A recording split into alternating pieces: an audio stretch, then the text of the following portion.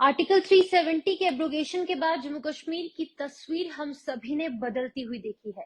सड़कों से लेकर सोशल मीडिया तक कुछ इस तरीके की पिक्चर्स निकलकर सामने आती हैं और डेवलपमेंट की राह पर जम्मू कश्मीर जो है वो चलता नजर आ रहा है। इंफ्रास्ट्रक्चरल डेवलपमेंट बात करें या फिर यहाँ की एजुकेशनल पॉलिसीज में चेंज की बात करें या फिर अन्य जितनी भी चीजें हैं या फिर टूरिज्म सेक्टर, टेररिज्म में गिरावट लगातार दर्ज की गई है। ओवरऑल पॉइंट ऑफ व्यू से अगर देखेंगे तो जम्मू कश्मीर की तस्वीर अब बदल चुकी है। जम्मू कश्मीर की जो जनता है वो डेवलपमेंट चाहती है। अब बीजेपी ने जब से यहाँ पर आर्टिकल 370 को एब्रोगेट किया है तब से लगातार कुछ इस तरीके के काम किए जा रहे हैं। अगर हम रिलीजियस पॉइंट ऑफ व्यू से अगर इस वीडियो में मैं बात करना चाहूंगी, जिस तरीके से जितने भी हिंदू टेम्पल्स है उनका जीर्णोद्धार यानी कि उनकी जो रेनोवेशन है उनका काम शुरू किया गया और लगभग कई वर्षों के बाद कुछ ऐसी गतिविधियां यहाँ पर पेश आई हैं जिनका की कई सालों से जम्मू कश्मीर के लोगों को इंतजार था। अब इनमें क्या कुछ है आपको बता दूं कि लगातार आतंकवाद की भेंट चढ़ रहे जो धार्मिक स्थल है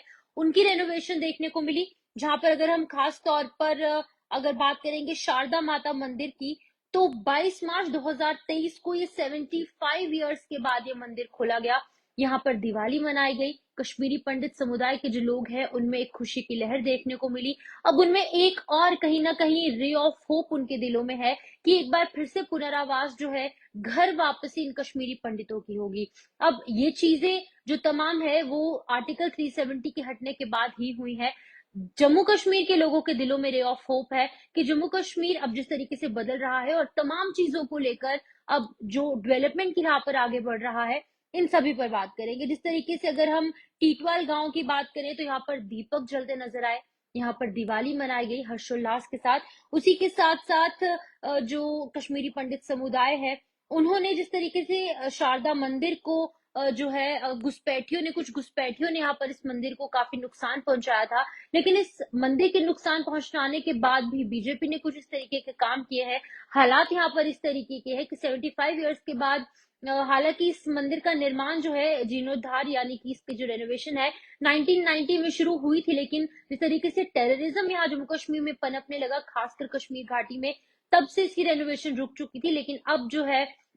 रेनोवेशन होने के बाद 75 इयर्स के बाद यहाँ पर जो है वो दिवाली मनाई गई और 34 इयर्स के बाद केंद्रीय गृह राज्य मंत्री जो है नित्यानंद राय, उन्होंने इसके कपाट खोलने के बाद जो है वो इतना बड़ा फैसला लिया कि कश्मीरी पंडित समुदाय के लोग या फिर अन्य जितने भी लोग हैं वो यहाँ पर इस मंदिर में पूजा अर्चना कर सकते हैं। यानी कि अगर हम रिलीजियस पॉइंट ऑफ व्यू से देखें या फिर अगर हम ओवरऑल डेवलपमेंट की बात करें तो आर्टिकल 370 के बाद बीजेपी ने कुछ ऐतिहासिक फैसले जम्मू कश्मीर में लिए हैं, जिसकी वजह से जम्मू कश्मीर की बदली हुई तस्वीर निकलकर सामने आ रही है। अगर हम पिछले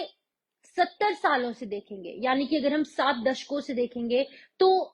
आजादी के बाद लगातार कुछ इस तरीके के हालात जम्मू कश्मीर के लोगों ने देखे हैं। खास तौर पर अगर हम 90 के दशक के बाद देखें तो 35 साल बीत जाने के बाद भी कई सरकारें आई, कई सरकारें गई, यानी पीपल्स डेमोक्रेटिक पार्टी की सरकार यहाँ पर रही है, नेशनल कॉन्फ्रेंस की सरकार यहाँ पर रही है, लेकिन किसी ने भी इन लोगों के बारे में नहीं सोचा। सबने अपने अपने एजेंडा को यहाँ पर लाने की कोशिश की। जम्मू कश्मीर के लोगों को आश्वासन पर आश्वासन दिए गए, यहाँ पर डेवलपमेंट होगी, रिलीजियस प्लेसेस के जीर्णोद्धार होंगे, साथ ही साथ ओवरऑल डेवलपमेंट होगी। लेकिन आखिरकार इन आश्वासनों को रियलिटी में किसने बदला? भारतीय जनता पार्टी ने। जी हाँ, आपको बता दें भारतीय जनता पार्टी ने कुछ इस तरीके का काम जम्मू कश्मीर में किया है, रिलीजियस सेंटिमेंट्स लोगों की ध्यान में रखते हुए, साथ ही साथ overall development, technology, infrastructure, health, education, जितनी भी सेक्टर्स हैं उनमें भारतीय जनता पार्टी ने आर्टिकल 370 के एब्रोगेशन के बाद कुछ इस तरीके के ऐतिहासिक फैसले लिए हैं, जिसकी वजह से जम्मू कश्मीर की जनता जो है वो काफी ज्यादा खुश नजर आ रही है।